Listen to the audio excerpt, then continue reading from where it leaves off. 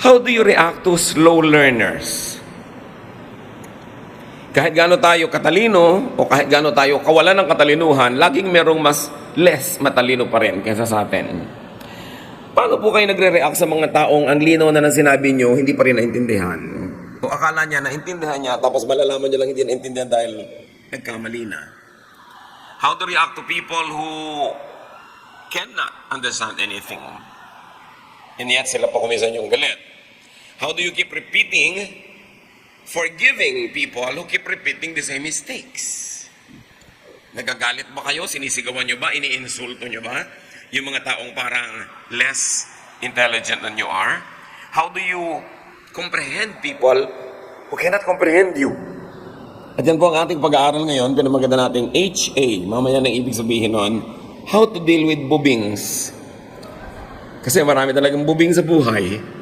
Pero how do you deal with that? Especially kung ikaw yung bubing.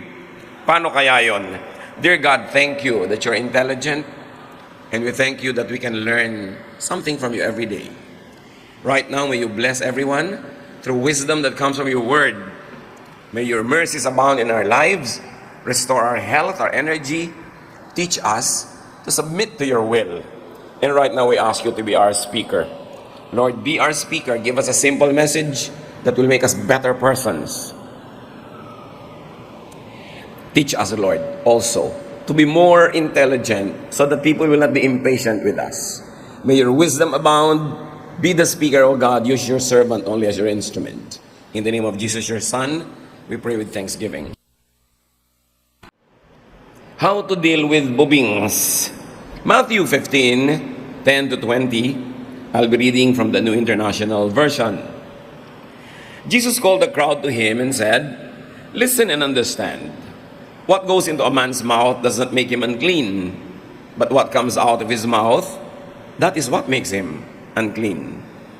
Then the disciples came to him and asked, "Do you know that the Pharisees were offended when they heard this?" He replied, "Every plant that my heavenly Father has not planted will be pulled up by the roots. Leave them. They are blind guides. If a blind man leads a blind man, both will fall into a pit." Peter said, "Explain the parable to us." Then Jesus answers in verse 16, "Are you still so dull?" Jesus asked them, "Don't you see that whatever enters the mouth goes into the stomach, then out of the body? But the things that come out of the mouth come from the heart, and these make a man unclean. For out of the heart come evil thoughts, murder, adultery, sexual immorality, theft, false testimony, slander. These are what make a man unclean, but eating with unwashed hands does not make him unclean." So dyan ang galing yung title natin sa Lord na, sinabi ni Lord na kay Peter, "Are you still so dull?" Paano nyo tatagalogin yun? Many Christians feel offended with the word bobing, but the word exists because the idea exists. And there are some people, by the standards of others, to be less than intelligent as they should. Now, our lesson now is not about dietary laws. It's not about teachings of Jesus on what is unclean. Our lesson today is how to deal with the dull, those who do not and cannot understand, that we lovingly and jokingly call bubing. How do you deal with that? And I want you to think of people now that you consider to be less intelligent than you. Siguro mga tao lagi nyo napapagalitan, nasisinghalan nyo dahil hindi ka naintindihan, etc., etc. No one, you understand those who lack understanding. Ikaw pala yung marunong, di ikaw yung umunawa. So you understand, you do the understanding. Ikaw pala yung amo, may tauhan ka, pinapasweldo mo, the presumption is mas marami kang alam. Therefore, huwag kang magalit kung hindi kanya kasing talino. Matakot ka kung mas matalino siya sa'yo. So pasalamat ka, mas matalino ka sa kanya. Huwag ka nalang magalit. Luke 12:48. From everyone who has been given much, much will be demanded. And from the one who has been entrusted with much, much more will be asked. So kung sino binigyan ng mas maraming talino, mas maraming hahanapin sa kanya ang Diyos. At i-apply mo yung katalinuhan mo sa pag-unawa ng hindi mo kasing talino. Apply this to your understanding and overflowing intelligence. That if you consider yourself so bright, then be charitable, be kind to the less bright. More understanding of others is expected from the more intelligent. Hindi bagay sa matalino na nagagalit sa bubing, kasi bubing na rin siya pag ginawa niya yon. Dapat mas naunawa mo. Sino pa ba mag-a-adjust? Help and make yourself understand the dull, the so-called dull. Think and say, kasi hindi abot. Gano'n na lang. Sobrang mataas yung ideya mo para sa mababa. Sobrang malayo o malawak para sa maiksi ang kamay. Romans 15:1, we who are strong ought to bear with the failings of the weak and not to please ourselves. Kaya ang complete title natin, hindi abot. Yun yung HA, no? How to deal with bubings. Hindi nila abot eh. Abot mo pala. So, gawin itong explanation. Tingnan, hindi ka maintindihan na tao, bakit hindi makaintindi? Sabihin mo, yun, hindi abot. Gawin mo itong motto for understanding others. Gawin itong expression para hindi ka magalit lagi. Sabi, ay, hindi kasi abot ni Bining ang ideya. Para huwag ka lagi mainis at huwag ka ma-high blood. Ang sasabihin mo, HA. Which means, tandaan nyo yung title. Ang dami nyong paggagamitan yan. Biyanan nyo, for instance. Di ba? Asawa mo, no? Hindi abot. Buti na lang abot ka niya. Di ba? Pero yung ideya mo, hindi niya maabot, hayaan mo na. Anak mo kuminsan, o nanay mo, magulang mo, empleyado mo, kung ikaw may mga empleyado, hindi abot. What do? Bring the cookies to the lower shelves. Ang daming shelves, nandun yung cookies sa taas, hindi niya maabot, edi ibaba mo para maabot niya. Simplify. Explain more clearly,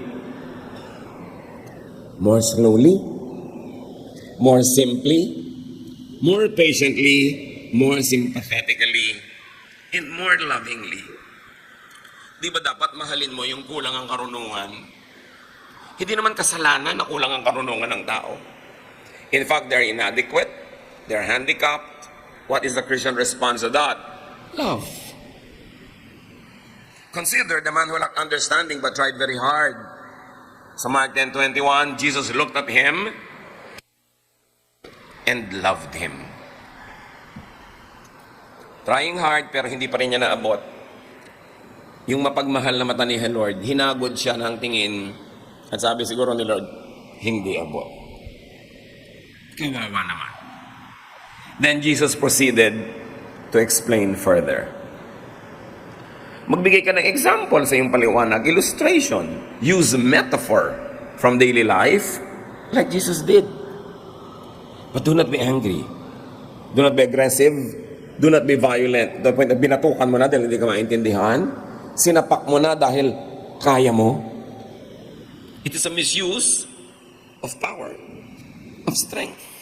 Sinigawan mo na kasi hindi ka maintindihan, kasi kaya mo sigawan. Di ba? Mali yun. Pinapahiram ka ng Panginoon ang pagkakapangyarihan para maging loving ka. Hindi para maging abusive and aggressive. How else do you deal with the dull? Repeat. Keep repeating your instruction, your explanation, and illustration. Kasi may mga tao talaga, after 5 repeats pa lang nila masisimulang mainawaan. And then test if you are understood. Ask questions. Bumili ka ng ganitong A. Pag walang A, bilhin mo B. Pag walang B, bilhin mo C. O anong uunahin mong bilhin? A. Pag walang A, ano? Hindi C, B. Di ba? Uulitin mo para malinaw. Kasi yung maliit ang pag-iisip, akala niya, naintindihan na niya. Hindi pala. Ask for a repetition of your message. Lalo kung may history yung tao na yun na laging mali ang ginagawa niya. Tiyakin. Teach and equip. Just like Jesus would do. Give people tools to understand and express ideas. I-model mo. I-display mo. I-exhibit mo. I-demonstrate mo. Show examples like Jesus did. Then encourage people to ask questions, to clarify. Hindi ka dapat parang poon na hindi pwedeng tanungin, na hindi na naiintindihan, nervyos na siya, lumakad na, nanguhula na lang kasi natatakot magtanong. So you encourage. May question ka ba? Naintindihan mo ba? Pero huwag niyo itatanong yung naintindihan mo ba dahil akala niya naintindihan na niya. Gusto niyo, opo. Yung pala hindi. So, give more exploratory questions. More diagnostic questions.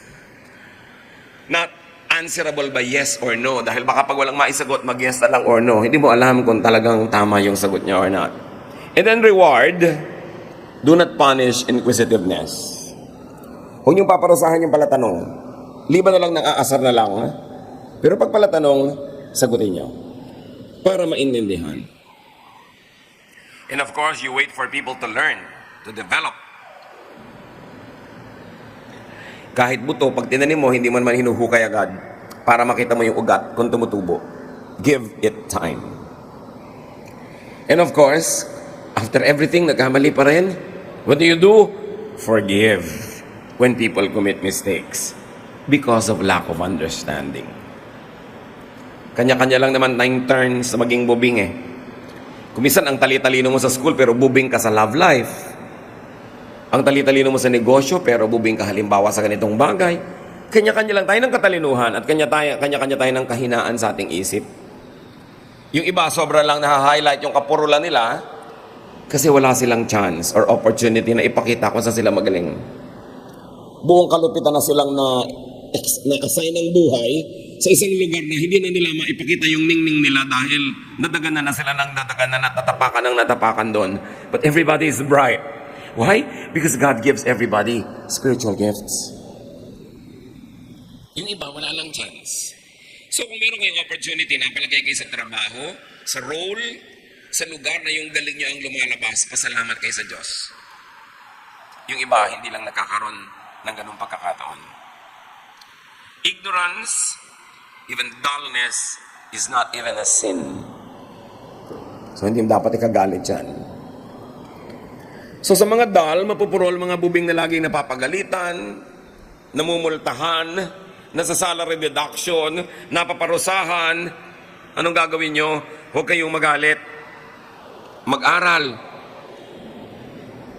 Makinig ng mabuti. Magtanong.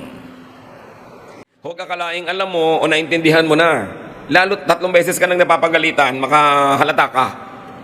Siguro akala ko lang, alam ko na, pero hindi pala. Ba't ako napapagalitan? So, imbes magalit ka sa nagagalit sa'yo, ba't di mo lang ituwid yung mali mo? Why don't you learn? Alam nyo, meron tayong isa ring masamang bisyo. Nagagalit tayo sa nagtutuwid sa atin. Samantalang dapat magbayad tayo. Pero matinuturuan ka ng libre. Ang mga magagaling, binabayaran para magturo. Tapos tinuturuan ka, magagalit ka. Kahit ka mapagalitan, kumali ka naman talaga eh. Kung yan ang mga kailangan para ka magising at matuto, learn. Huwag niyong pe-personalin pag mali kayo at napagalitan kayo. Sabihin niyo, pag napagalitan kayo, di ba pag hindi makaintindi, ano sasabihin niyo? Hindi abot. Pag ikaw napagalitan, dahil hindi mo abot, ano sasabihin mo? Dapat lang. Huwag ka magalit, nagkamali ka eh. Lalo merong nabasag, may nasira, may nawasak, may magiging gastos, may nahirapan, may napahamak. Kung may namatay pa, sasabihin mo, dapat lang akong pagalitan kasi mali. And then, learn.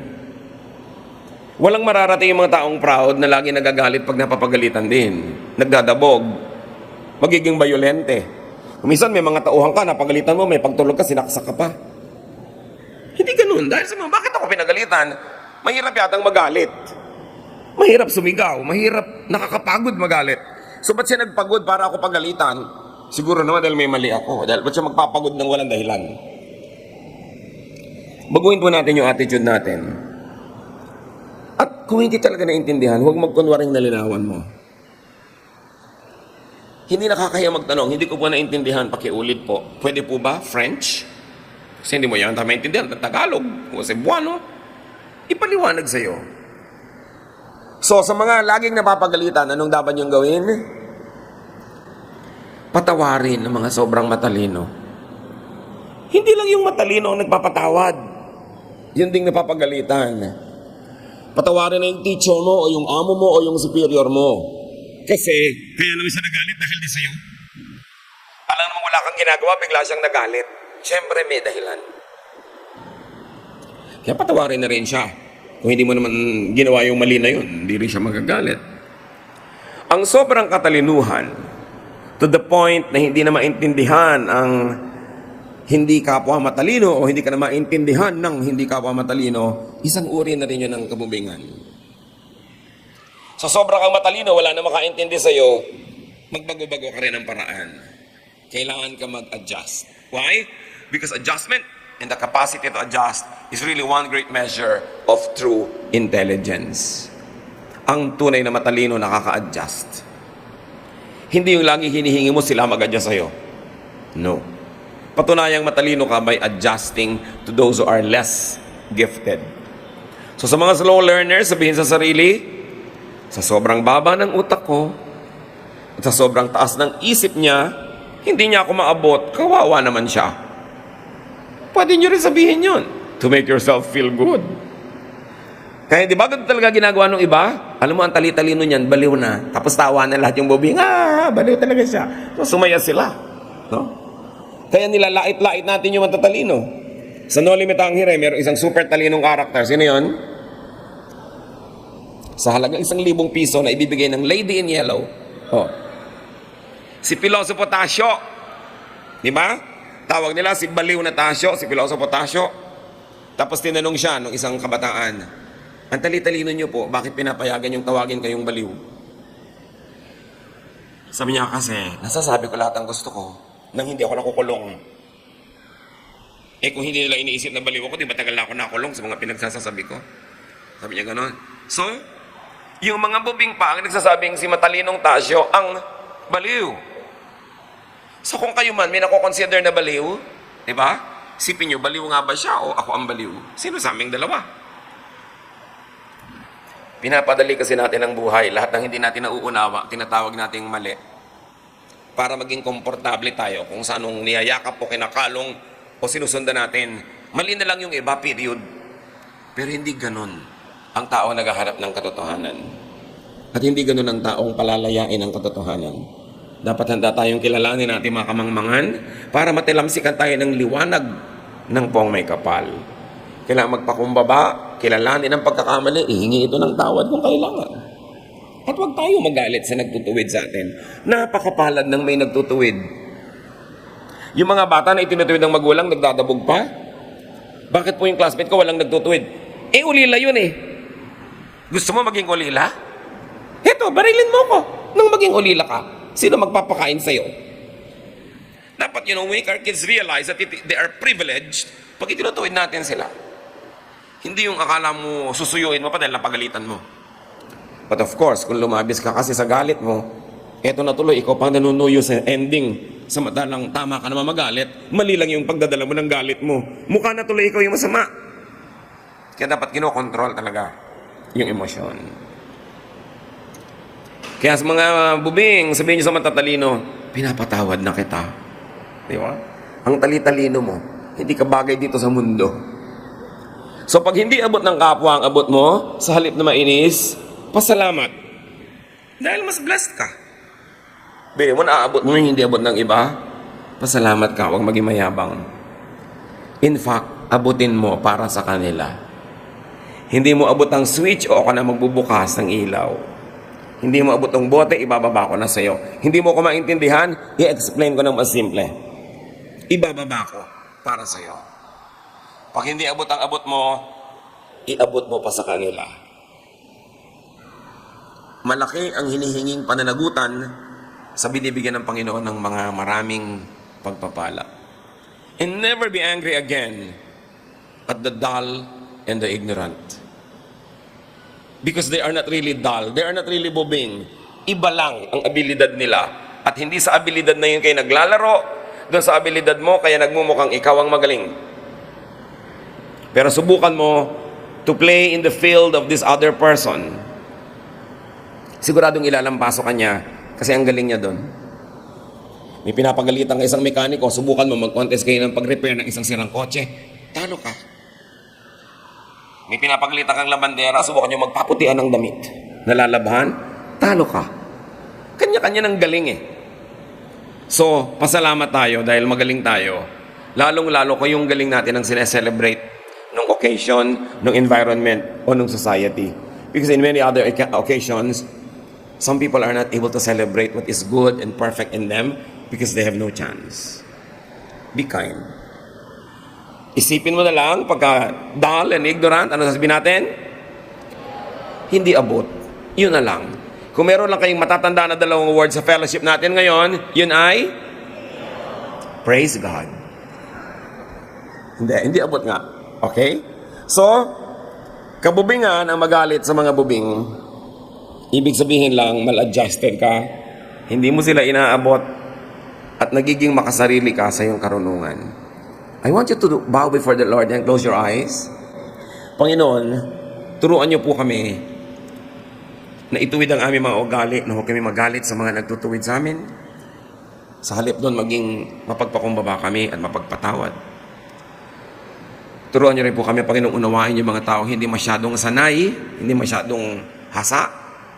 Sa mga area na strong kami at akala namin dapat lahat na lang ng tao understood na magaling sa area na yun. Salamat po sa karunungan na binibigyan niyo sa amin. Salamat sa sharpness that many of us enjoy in various fields. But teach us to be sensitive to those who are less sharp. To those whose talents are not celebrated by this world. To those whose talents are not paid well, but they are talented nevertheless. And teach us, Lord, to be just, to be kind, to be good. At sa susunod na kami matutuksong magalit, unawain na lang namin, hindi abot. At ang aming sisihin ay aming sarili na hindi namin naipaliwanag ng mabuti. Ang aming sisihin ay aming pamamaraan ng pagtuturo na maaring kulang. At turuan niyo kami, Panginoon, na lalong maging mapagkupkop, mapagmahal doon sa mga hindi masyadong gifted. Father, we commit to you ourselves. Forgive us for the abuses we have heaped on others. And teach us to be more loving, more kind, more open.